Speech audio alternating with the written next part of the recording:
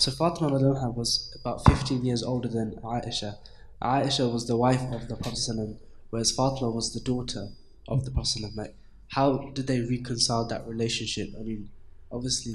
But they don't live in the same house, Sometimes they meet here and there. Our problem is because, this Asian system, when everybody lives in the same house, that's unnecessary problem. The way it used to be that people get married, they live somewhere else. They don't live in the same house.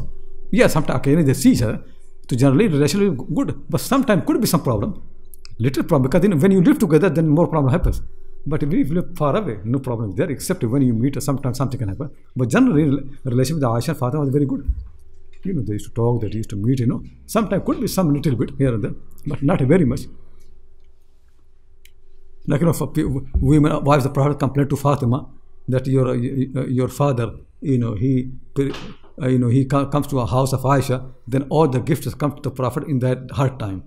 So we don't get anything. To talk to your father, so he can ask people to give gift when he's also in our house. So Fatima came and talked. The Prophet said to Fatima, aren't you happy with what I am happy? So then she became quiet.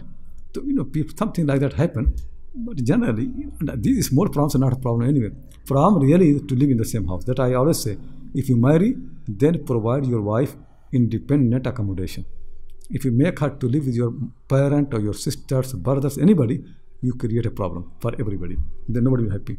This is not right way. Islamic way is to provide independent accommodation for the wives. It's obligatory on every man. Anybody who marries, even humble, small, whatever you can afford, but it should be independent. And independent means where nobody can enter in the house without her permission. That's what independent means. Without her permission, nobody can enter. Means where women, that's what people say, where women can take off their clothes. Means they don't need to be jilbab and a headscarf inside the house. And that is punishment for the women. If they live with everybody else, they go outside jilbab, inside the house jilbab, all the time, covering. They're not right. People get headache. So, when they're alone, they can do whatever they like. When they go outside, then they put on jilbab, headscarf. So when you bring your wife with other people, all the time she actually have to be in jilbab and headscarf, all the time.